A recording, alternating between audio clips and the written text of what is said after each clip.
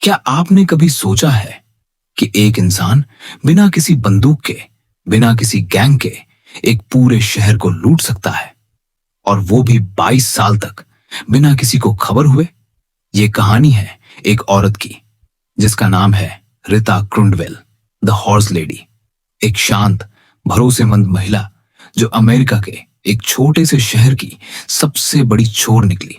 तो चलिए जानते हैं कैसे एक महिला ने 53 करोड़ डॉलर की चोरी कर डाली और सबकी आंखों में धूल झोंक दी। साल था 1983। डिक्सन नाम का एक छोटा सा शहर जिसकी आबादी मात्र 15,000 थी। रिता क्रुंडवेल यहाँ की एक साधारण सी सरकारी कर्मचारी थी। उसे कॉम्प्ट्रोलर यानी वित्त अधिकारी की पोस्ट मिली। रिता का काम था शहर की कमाई और खर्च का हिसाब किताब रखना। सबको लगता था रिता मेहनती है, ईमानदार है और शहर के हित में काम करती है। लेकिन रिता अमीर बनना चाहती थी। उसके पास कोई और तरीका नहीं था पैसा कमाने का। तो उसने एक दिन अमीर बनने का प्लान बना डाला। क्योंकि वो शहर के वित्त को संभालती थी, उसने तय किया कि कुछ पैसा खुद के लिए निकाल लेगी। 1990 में रिता ने एक खुफिया खाता खुलवाया शहर के नाम पर, जिसका नाम था reserve sewer capital development account. यह खाता डिक्सन शहर के नाम पर था, लेकिन इस पर सिर्फ रिता का नियंत्रण था। हर साल डिक्सन को राज्य से लाखों डॉलर मिलते थे, सड़कें, स्कूल, पुलिस आदि के लिए। लेकिन रिता चुपचाप उन पैसों को इस गुप्त खाते में ट्रांसफर कर देती। पहले ही साल में रिता ने 1,81,000 डॉलर चुरा लिए।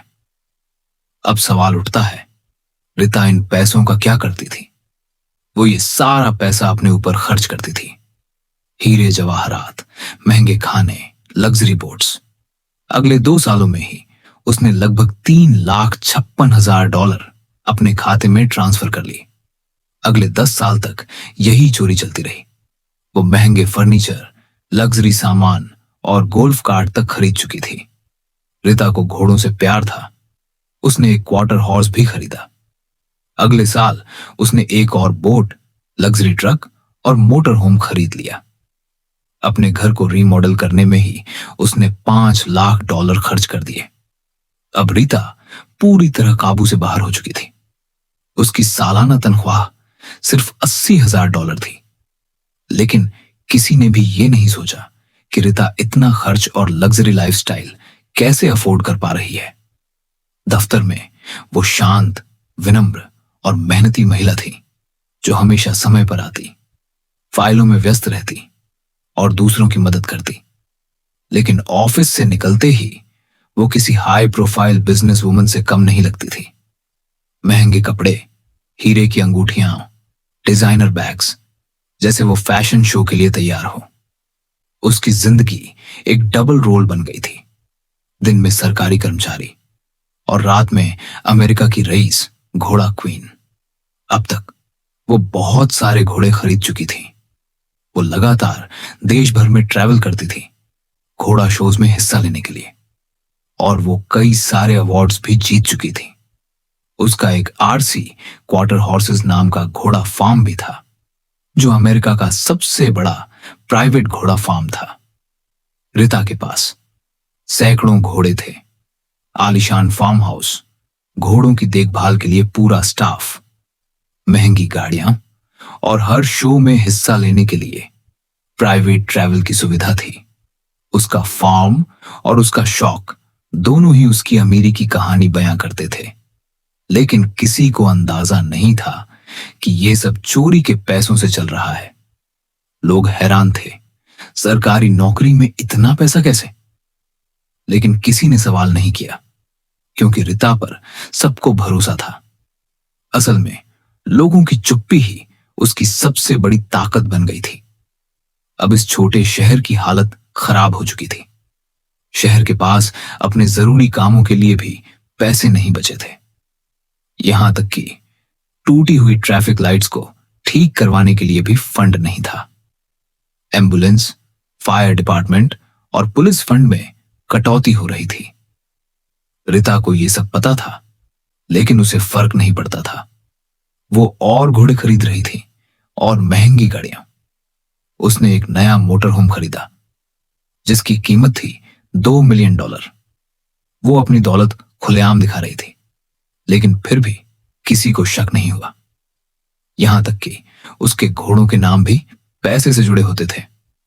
मैं money too, have faith in money, money is hot.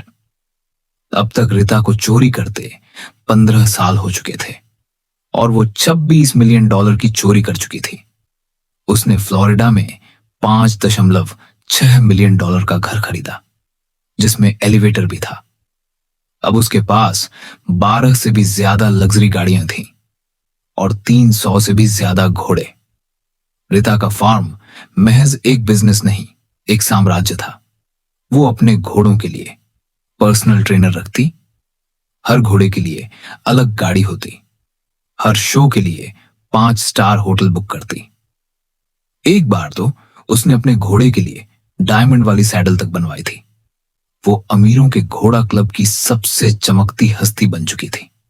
Reports के अनुसार 2009 तक वो लगभग $40 मिलियन चुरा चुकी थी।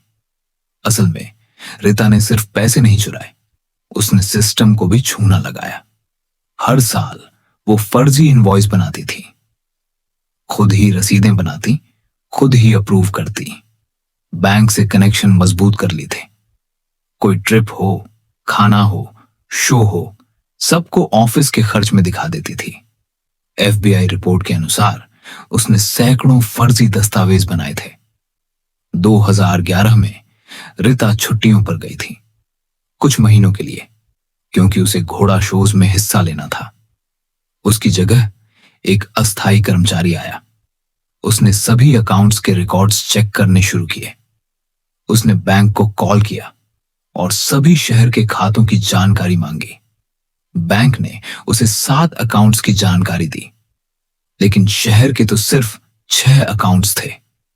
वो महिला चौंक गई और उसने तुरंत देखा कि रिजर्व सीवर अकाउंट तो आधिकारिक तौर पर शहर के रिकॉर्ड में था ही नहीं। उसने तुरंत मेयर को बताया। मेयर ने FBI को बुला लिया। अब रीता की चालाकी की परतें खुलने लगीं। जब FBI ने उस पर नजर रखनी शुरू की तो उन्होंने देखा कि रिता हफ्ते में कई बार बैंक जाती थी। हर बार वो नए नए ट्रांजैक्शन करती, कुछ चेक क्लियर कराती, कुछ अकाउंट्स को घुमा फिरा कर संभालती। FBI ने 6 महीने तक उसे ट्रैक किया। हर इनवॉइस, हर डिपॉजिट, हर खर्चे की रिपोर्ट बनाई। जब उसे गिरफ्तार किया गया तो वो घोड़े की नीलामी में थी। उसके चेहरे पर कोई पछतावा नहीं था, बस एक झटका था कि वो पकड़ी गई। 22 सालों की सबसे बड़ी सरकारी चोरी अब पकड़ में आ चुकी थी। 2012 में रिता को गिरफ्तार किया गया। उसने कबूल किया, हां, मैंने चोरी की है। कुल चोरी 53 करोड़ 77 लाख डॉलर, यानी करीब 400 करोड़ रुपए सजा, 19 साल 7 महीने की जेल। लेकिन ये कहानी यहीं खत्म नहीं होती। कोविड-19 महामारी के दौरान अमेरिका की जेलों में भीड़ कम करने का फैसला लिया गया। 2021 में रिता क्रुंडवेल को जेल से रिहा कर दिया गया। हां, आपने सही सुना, जिसने एक शहर को लगभग बर्बाद कर दिया, वो सिर्फ 8 साल में आजाद हो गई। रिता की कहानी हमें यह सिखाती है, सबसे बड़ी चोरियां बंदूक से नहीं, भरोसे से होती हैं।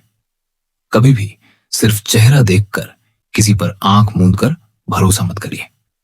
और हर सिस्टम में सवाल पूछना जरूरी होता है, क्योंकि अगर एक इंसान इतने सालों तक सबके सामने चोरी कर सकता है तो सोचिए, क्या हम सब आंखें बंद करके जी रहे हैं?